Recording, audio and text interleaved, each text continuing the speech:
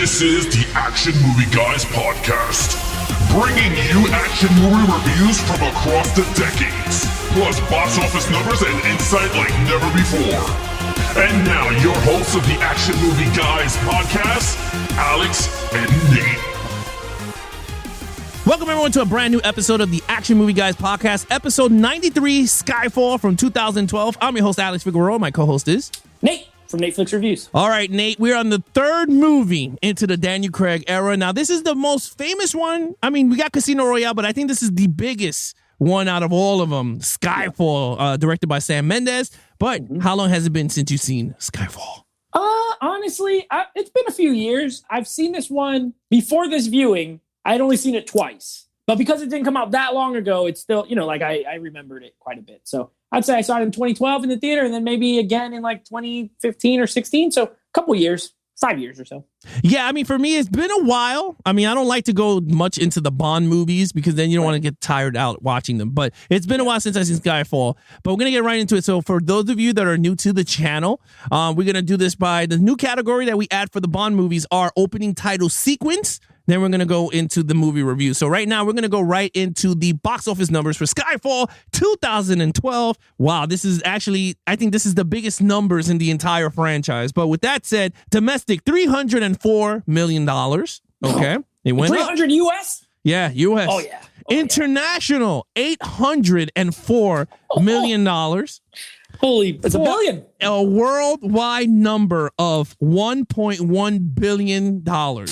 Worldwide. Jesus. Now, I don't know if you still have it up. How much did Quantum make worldwide? 800 million? I'll pull that up for you. I want it. Okay, I'll talk while you look it up. Yeah. I'm pretty sure it was about 800 something. This is just me off the top of my head from what you said. So this made an extra 300 million on top of that. Nope. No, how much was it? Quantum of Solace made 589 million. Worldwide? Worldwide. So this more than doubled what yes. the movie made. And okay, never mind then. It's even more gargantuan than I thought. Yeah, and they're both budgeted at 200 million. Well, before we get to the review, I will say this. One of these directors used their budget much better than the other one, and that's all I'll say. We're not going to spoil it, but yeah, $1 billion. I believe you. I absolutely believe that. Yeah, I mean, this is crazy, but let's check out what the critics and the audience have to say about Skyfall. Well, this might be one of the reasons why it made $1 billion. The critics love this movie.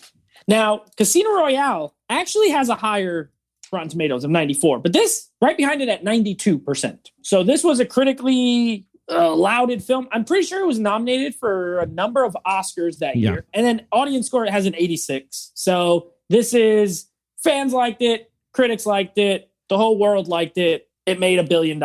It's a hit. What are you going to say? What more can you say about it? It was a hit in every regard. No, I mean, you're absolutely right. But now we're going to throw out those numbers. We're going to give you guys our movie review numbers, and we're going to break it down into categories for you guys. Yeah. So with that said, let's go right into this freshly new opening title sequence starring Adele with the hit song Skyfall. Nate. Listen. this a 5. This is a 5. I'm gonna give it a 5. Now, I have my reason. Number one, this song of these first 3 movies, we're only talking about the first 3. This thing was on the radio all the time when it came out. I never heard the Chris Cornell song on the radio. I never heard the terrible Alicia Keys and Jack White song on the radio. This thing was on every channel that played top 40 music. It charted. I don't know where it ranked. I'm sure it was high. It was in the top 40, obviously. It charted. So the song, Adele, you know what? I don't care what kind of music you listen to. You must respect Adele as a singer. Amazing voice. Absolutely great. She's British, right? So of these first 3 movies, she's the first Brit to actually do the song for it. So perfect choice for a singer. The song, this is one of the only songs that I know like all the words to, pretty much. Like I know how the song goes. Remember how when we talked about Quantum, we couldn't even remember the lyrics and we just watched the movie? This one I know, and I haven't seen it in 5 years. It's that good. And I like the credits because this one, more so than the other 2, kind of show a lot of the story, like almost like foreshadowing. Now, if you've never seen the movie, you're not going to know what it means, right? Like they show the Chinese dragons. You don't know that means he's going to go to China at one point in the movie. Yeah. So I like it. It almost tells a little miniature story. And that song is an absolute, I mean, it's a beautiful song. I love it. It's not as fast as the first 2, but it fits perfectly with the whole film. 5 out of 5. You're gonna sing me a verse? No. Come on, sing. Come on, sing. I know Adele. If it was someone else, if it was like Jack White again, Yeah. I could probably beat him. Or like okay. Macho Man. If Macho Man sang it, I could do it. Adele, I ain't touching it. All right, so you gave it a 5. 5. This is what I gotta say. Well, let me just get into where this charted, right? We haven't done that. So I'm gonna do this quick. Skyfall by Adele reached number 1 in 11 countries, at the top 5 in various other regions. It peaked at number 2 on the UK singles chart and number 8 on the US Billboard Hot 100, with sales of 7.2 million copies worldwide. Skyfall is one of the best-selling digital singles of all time. Bro, you know what? When you peak at number 8 on the radio and you're the theme song to a movie, that is, you can't, numbers don't lie. No, it don't. And one thing about this song, that the minute the song starts, you knew you're watching a Bond movie. Yeah. Because once you hear the trumpet or the wah, wah, wah, wah, bah, I was like, okay, that's it. And then it goes right into the piano, the bling, bling. Yeah, and this is the end. There you go. Right? Yeah. Yeah. Hold your breath and count to 10. Alex right? Adele. Yeah, I'm Aldel. Aldel. There you go. Aldel. No, but all seriously, but that song, out of the 3 that we just did, it resonates with the embodiment of what 007 is, right? Out of all the 25 years of movies or whatever, this is embodied it. You're going, wow, this is, you're walking into something special.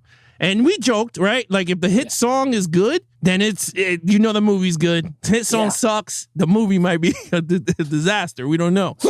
But the cool thing about this one is that I love the graphics because it tied with the movie, right? Bond got hit off the cliff, and then they drag him into the water. And that's it. Then Adele's sweet honey voice kicks in, and you're like, wow. And I told my wife, I was like, if I die, I hope Adele is singing my song. Sing me on to the afterlife. Sing me to the afterlife. Yeah. This is the end. Literally. Yeah, but no, but everything, it was a beautiful song. There's certain singers, and I always say this to everybody, there's certain artists that fits a movie franchise. And I felt Adele could have did this for like 8 movies for all I care. And she would have been great. I always said Celine Dion has a great voice. They could put her into Powerful. this. This is one of my number 1, and she died, rest in peace, was Amy Winehouse. I think she had the voice. Yeah, a great vocalist for this type of franchise. But anyway, with that said, I gave it a 5. Across the board, it's a 5. Now, let's get right into leak. Did Nate go up on his numbers? Lead character, Daniel Craig, James Bond. Great. I'm glad you brought it up, so now I don't have to. So, look, I was excited to talk about this movie because I'm not a non-Bond fan. I like the Bond movies. The ones I've seen. I haven't seen them all. So I don't claim to be an expert, but I know some things, right? Like, even on the movies I don't see, these movies have staples, formulas, if you will, right? Cold opening credits sang with a theme song sang by a big star at the time. And then from the cold open, you get to that, and then you get to the movie. And then each Bond movie has staples, right? Characterizations. He's a certain way. One of my issues with the last movie was, to me, I was like, he feels a little not like what I think of with Bond. Right. I'm glad to say he was very much back in this movie. You don't understand how happy I am that there is no like love interest in this movie. There's none. There's that one lady for a little bit, but that's typical Bond. There's always a girl that he is involved with, either to get information or to get closer to something, or just to sleep with her because he's that good. You know what I mean? So there's that, but we're done with the Vesper stuff. And we talked about it in Casino Royale. I loved it in the movie, but then he kept being all mopey in the next movie. Now he's like, you know what? I'm an agent. I'm good. I'm back. He had one-liners again. There was a number. I love the line about the radio. It cracks me up every time. It's like, this is the latest technology. It's a radio. And it's like a tiny radio, like this big, It's hilarious. Like, that's what I want. And Daniel Craig delivered. He delivered in the action. He was a little older. You know what I mean? Like, you could tell that time has progressed. He's beat up. And there's the line that Naomi Harris says about being an old dog and new tricks. I was like, that's how he feels like. An old dog, beat up, injured. But he was back to being that jackhammer, right? Like, he's just going to, no matter what, You can't stop him. He's a pit bull. 5 out of 5. I loved him in this movie. Absolutely loved him.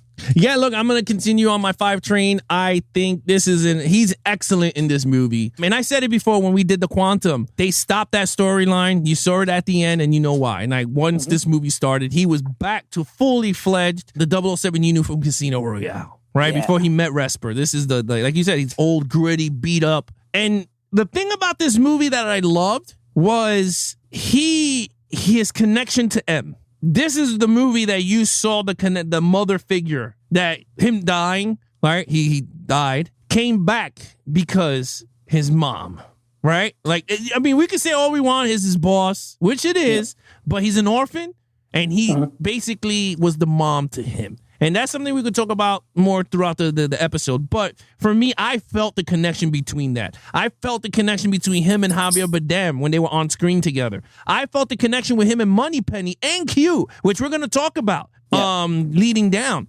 Daniel Craig, watching him in this Bond movie, and we do see him in other movies too, he is a fantastic actor because he knows when to use his charm.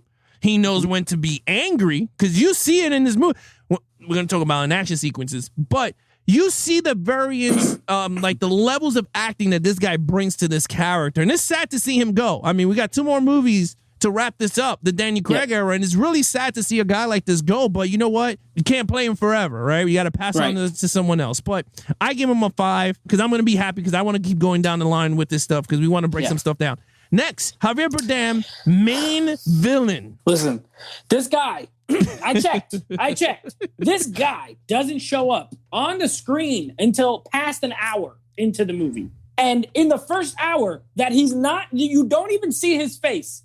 He is already making an impact in the movie, in the story, in everything that's happening. And then it's almost like, well, they're building this guy up. Like, it's not going to deliver. And then it's Javier Bardem. And you're like, well, how stupid of me to think he was not going to do it. His opening monologue when he's coming off the elevator, I love that shot. It's just steady, and it's a slow zoom, and he's walking to the camera. And I can get all nerdy about, because Roger Deakins shot this thing, and it's ridiculous. But I love the camera work. I love the speech about the rats and the coconuts. And I'm like, oh, my God, they gave this guy great writing. He's, you know what? He's older, and the movie's smart. They don't make it like he's a young man, but he is, he's smart and he's skilled. So even in his old age, when the little bit of action he does, a chase scene here, the scene at the end, at Skyfall and all that kind of stuff, he's great. I didn't think, well, he can't do that. Even with his, jacked up body from the cyanide pill and all that. That scene is horrifying, by the way. This is the first of the Craig movies,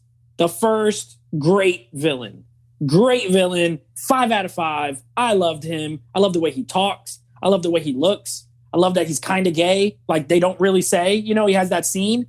And I've read a lot. I remember when it came out, I read a lot about it. And I love that they never explain. They never tell you. He might be, he might not be. He might just be trying to get James Bond rattled. You know what I mean? Yeah. But maybe he is. And if he is, he's the greatest gay villain ever. Like, he is 5 out of 5. I absolutely love him. No, I totally agree with you. I mean, look, I gave him a 5. He's my favorite villain so far throughout all the Craigs. And I could say even throughout all the Bonds, all 25 Bonds. And something we're going to tackle again, we're going to go through all the Bond movies anyway. Then we'll just start rating them with our lives that is going to be coming up in a few months from now. We could start doing a lot of lives where we break down some of these movies and give you guys rankings live. But to me, I felt Javier Bardem's character, he is so good, right? Like you said, when he was walking that, like, the guy didn't look menacing. He was he was like, what did M tell you about your scores, right? And he's like, stood there quiet. He goes, oh, really? Let me tell you. And he goes, oh, evaluation failed. Was like, and he's like, failed. He's like, what did you get on your shooting? What'd you get on your shooting score? 70. No, a 40. Yeah, like, no, 40. So calm, but also talking trash to him. And that's the thing, like, and then he had some charm to him, right? Like, he was a villain that had charm. Like, regardless, we see him as a villain, but to Bond, he had some charm. When he was gonna drink with him, he was like, we're gonna play a shooting game. And he put the shot on top of her, right? Yes. And he had John, he goes, boop, oh, I win. And he shot the girl. He just shot her in the head. And I like that. And even in the scene that when Bond chased him through the train station, right? Yeah. And he goes, and he blows up the hole, and he goes, "Was that for me?" And he goes, "Oh, radio." Remember when he hit him with the whole call line? back to the other. Yeah, he it was goes, great. "Oh, it's a little thing called radio." And then he was like, "I hope that was not for me." He goes, "Oh, no. Oh, but that is." And then he saw the train come out. Like, yes. And I love that. Like, they had a bitter each other. They were equals because he was an ex MI6 agent. So he was pretty much like Bond, but not physical. And He was like not, the pre-Bond Bond. Yes, he was the pre-version of Bond, and I thought he was a genius, and I thought this was a great cast. I can never see now any other person following this character, like in this role. Like, this character is Javier Bardem. Like, I cannot see no one else. He's a one-time villain. They should Yeah. not ever try to bring him back. Yeah, I mean, if they would have, I mean, they captured him and they put him in a thing and he broke out. I think the crowd would have went crazy. If it's him, yes. And the crowd But would have they went can never nuts. recast it. No, I would have not even with that. But look, I gave it a 5. Action sequences. Oh, one more thing I meant to Yeah, say. I think this is the better version of what they tried to do in GoldenEye. Remember how it was a 006 or whatever? Oh, and he Alex. was an agent. Yeah, Alex. Yeah, And he was. This is how you do it. Not that he was a bad villain in that movie. He was fine. Yeah. This guy was elite. This is how you do a former agent. He knows the secrets. He knows what's going on. This is it. Okay, action. So this is where I'm going to be real honest. Not that I haven't been. I've been real honest before. Yeah. But I had to be honest with myself, Alex. I was sitting there and I watched this movie. Yeah. This movie's great. I love this movie. I love everything that's going on, right? And then I went to score it, right? I watched the whole entire movie. Then I sit down and then I make my scores. I make my notes after it's over. I don't do it while you're watching because you never know. So it could take a twist and then be horrible. Yeah. And so I wait till I'm done. And I'm thinking about it. I'm like, you know what? This had great action. But if I'm going to be honest, it's equivalent to, especially in quantity, Casino Royale. And I think it has about as much screen time of action as Casino Royale. This, like that movie, the comparisons you can make are, in the way it story is told. It's like action at the beginning and then a lot of plot. Remember we were talking about it's like a lot of story. And then a little action scene in the middle, smaller, and then plot, and then a big one at the end. In that one, it's a big falling thing in Venice or whatever. In this one, it's at the Skyfall, at the manor and all that, with the shootout with the helicopters. And all that said, it looks great. It's well shot. Sam Mendes does his thing. Roger Deakins, obviously, like I said, cinematographer, does his thing. I love the scene where he fights the assassin guy in that building with the lights behind them. Mm-hmm. It's like in the shadow. So I could not in good conscience just give it a 5 because I was like, it's not way better or more than the last great one.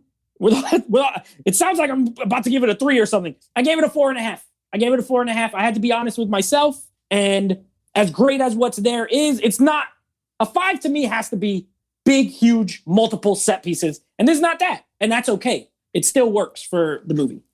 Well, I'm sorry to say, man, this got a 5, and I'm gonna say why. I think this had way better action sequences than Quantum of Solace. This had a way better opening than Quantum of Solace, especially the cold open's amazing. The cold opening, I think, is the best one. I think so far of the 3 movies. I mean, the Casino Royale is different because he's getting his That was 00 cool. status. Yeah, This one is like big. This one is big banger, right?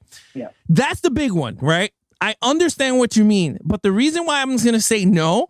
Because in the middle, you got a lot of action. And I think you're forgetting on it. The fight sequence in Tokyo, right? That was huge. Yeah. That was in the middle. But it wasn't long. But you got to remember also, Javier Bardem breaks out in the middle of the movie.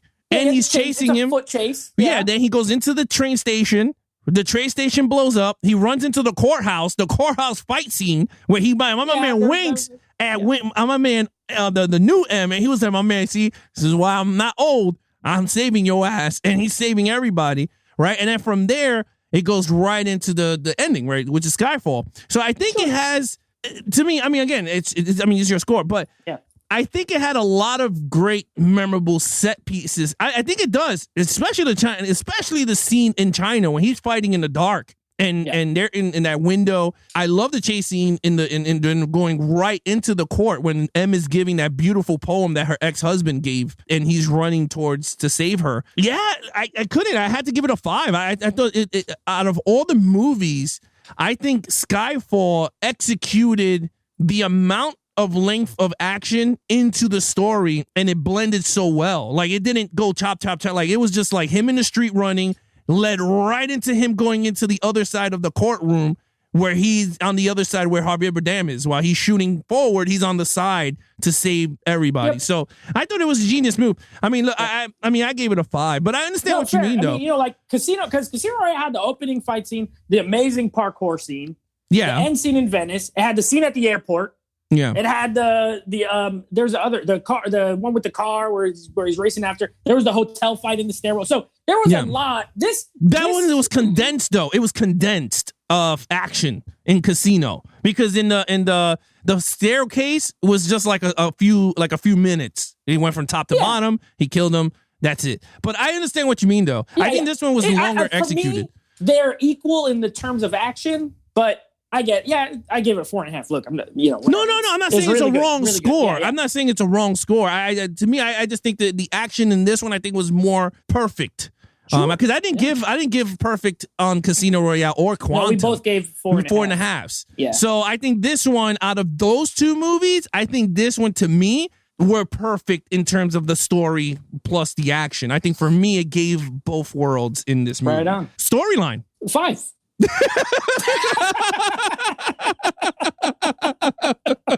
Imagine I just stopped there. Yeah, you just stopped. Look, this I mentioned it at the top. This movie, I feel like the first two, I don't want to say they were scared, but it felt sometimes like they were scared to fully go like full Bond. You know what I mean? There's no Q. There's no Q in those first two movies. There's no, like, this one has all the stuff I think of when this has the car with the machine guns in the, like in the headlights. It has gadgets. It has hue. It has humor. It has beautiful women. It has beautiful men. It feels more like a Bond movie of like all the Bond movies. Whereas Casino Royale felt like it was trying to reboot, essentially. You know what I mean? And they were like, we're going to go a little grittier, which worked perfect. I think this did what Quantum probably should have done, which is integrate more of the Bond stuff.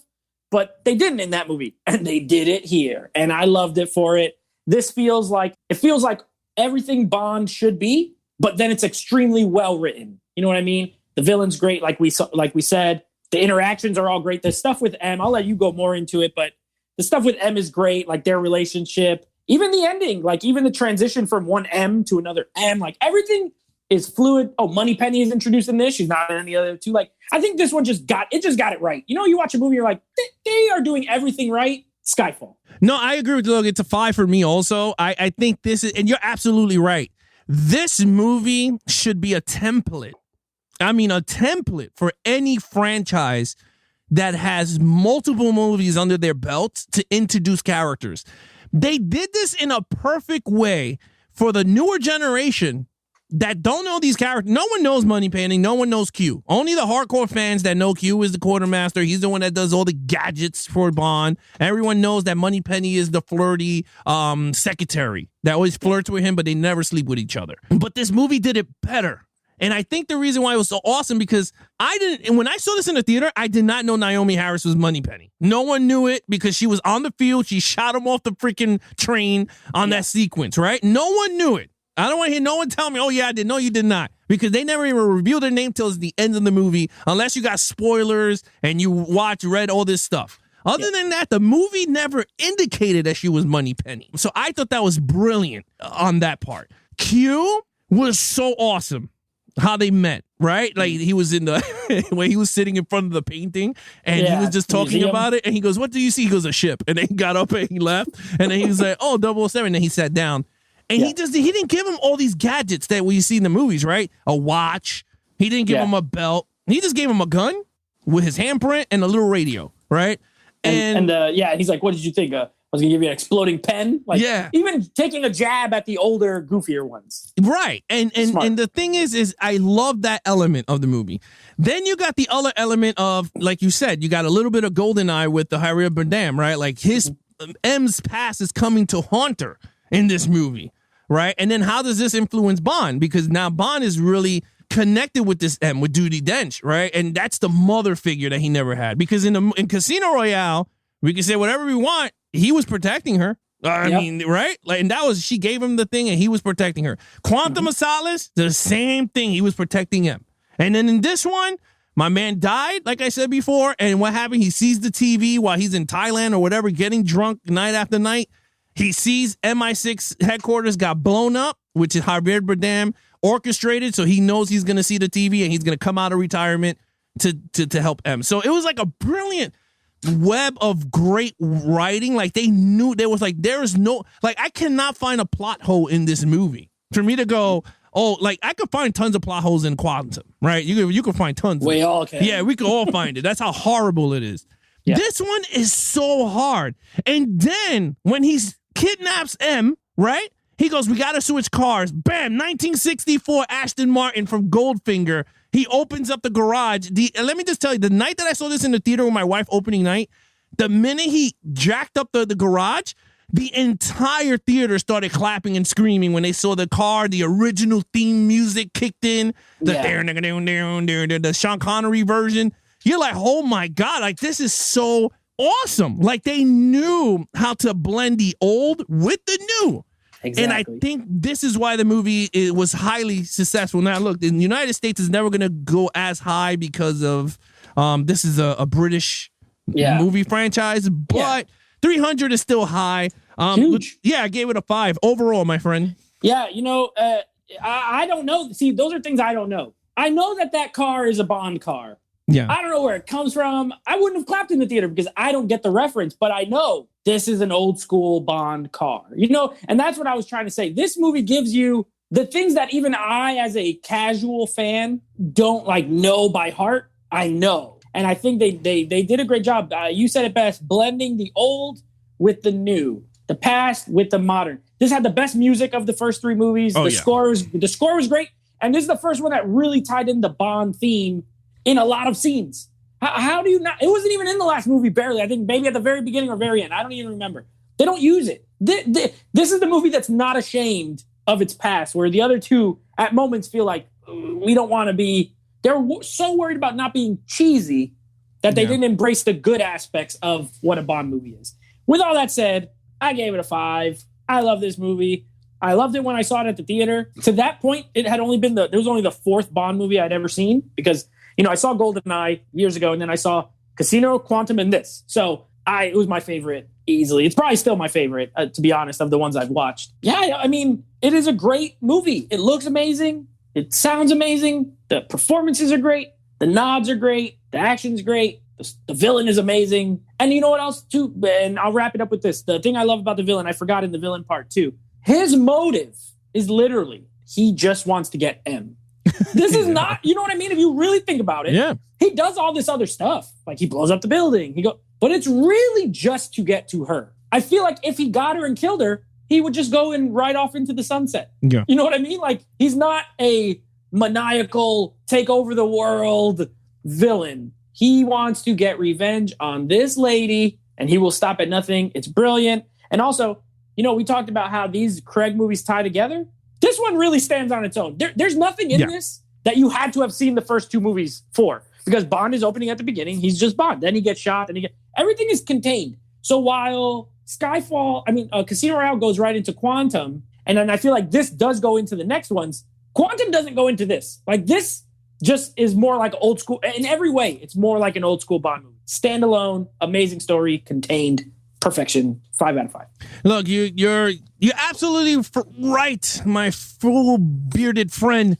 I'm telling you, I'm gonna go with a 5. Look, I'm giving it a 5. I'm just telling you right now. I think it's hands down the best one to me in the Daniel Craig so far 3 movies. I think, and we didn't even talk. I didn't even hit this when he's in Skyfall and they're shooting at him and he's getting the 2 propane tanks, right? And Javier Bardem sees his Aston Martin, 1964 Aston Martin, and he tells them to blow it up. And when he blows it up, the pissed off face that he got when he saw his car go up in flames was like, oh, hell effing no. Like, you just blew up my car. Like, he was angry. My baby. Yeah, my baby blew up. And it was cool because the music was the Bond music, too, when they blew it up. It was like, wah, wah, wah, wah. It was like, and I was like, oh, my God, he's pissed off Bond now. And I loved it. He was really pissed off Bond. And it was cool because that ties into Spectre when he tells Q to fix his car. So that was pretty cool. Now, yes, that car is from Goldfinger. That's when the first time it debuted was in I'll that see it movie. whenever We're we going get to see to when it. we get to Sean Connery. Yeah. But and then it comes back. The one with one of the Pierce Brosnan movies, it comes back. That 1964 car. I forgot which one it was, but it comes back. It wasn't in Die Another Day. It wasn't in the it was one of the movies that he Tomorrow Never Dies? GoldenEye. When he's driving with the girl in the beginning with whatever with was the, Ferrari. with the stupid music. Yeah, yeah. Who can forget that amazing? Yeah, who can't forget? That's where you see that car in the movie when they're driving Ferrari versus Aston Martin in those weird turns. But anyway, I gave it a 5. I think overall, this is the entire, this is a movie that if there's no one in the world that does not like a Bond movie, I think this is the one that you just recommend them. Watch Skyfall, and then you find out if you like Bond or not. With that said, total points, my friend. 24.5 out of 25. 24.5 out of 25. I'm sorry to say, but this is my 25 out of 25. It's a perfect movie. I mean, in my eyes, I think this is a perfect Bond movie. I mean, we're going to go through the old ones. We'll find out if they are going to be 25. But this one, I think, to me, had the perfect writing, perfect director. I think he fit very well with this franchise. He knew what he was doing. He knew his characters. Maybe you could say, out of all the movies that you ever seen in Hollywood, there's got to be a director that knew what he was getting himself into, right? Because when you see a movie, not many directors know what they're doing with their franchises, right? Like certain Batman movies ain't good. like you could tell that they don't know the material. This guy does know it. I think Martin Campbell, very great Bond movie. He knows how to shoot Bond movies. Sam Mendes, now you got to say, and I'll say this, I'll throw this in the hat. MGM, get Christopher Nolan to direct a Bond movie. I'm telling you right now. He would knock it out of the park. Big Papa Al will say lock him into a one movie deal. Let him start off the new franchise with a kick, and then we'll see where we go from there. Yeah, that would be pretty good. Start it off with Christopher Nolan. Look, I gave it 25 out of a 25. You gave it 24.5. Nate, you know what to do. Yeah, so that is next. So now, coming up, we got wrapping up our disaster movie month with Alex's pick. So we did mine. We did a couple of patron picks. This is Alex's pick. Geostorm, the mother of all storms. Or is it? I don't know. You're going to find out next episode. So we're going to be covering that. And then, of course, next week, we will move on to Spectre, which is the only Daniel Craig movie that I do not remember barely anything from. And I saw it at the theater. I remember I liked the opening. It was like Day of the Dead or something. And I know Batista was in it. That literally, I don't remember much else. So that one, I'm actually looking forward to watching it. That one, I will say, I will write a list of Easter eggs. So you guys would know. Yeah, you bring that when we do it because I sure won't know. But There's I know Blofeld. I know he's like in old movies. Yeah, he's in this one. Yeah. Okay, so I remember a couple things, but not much. So I'm looking forward to rewatching it. It'll be my first time since the theater. Yeah, so there you have it, guys. If you guys want to follow us on our social media accounts, please follow Nate over on Instagram at Netflix Reviews. Check out the podcast with him and his friends called Netflix Movie Reviews. Anything Action Movie Guys Podcast, please follow us on Action Movie Guys Podcast on Instagram or Levels of Geeks on Instagram. Also, if you guys are watching us on YouTube, please hit that like button if you enjoyed the video. Please hit those notification bells so every time videos or reviews drop. And we go live November 1st at 9 p.m. Eastern. You guys will be notified. And of course, subscribe to the channel. Support the channel. We enjoy doing this for you guys. Other than that, I'm your host, Alex Figueroa, and that is Nate from Netflix Reviews. Be awesome to each other and geek out.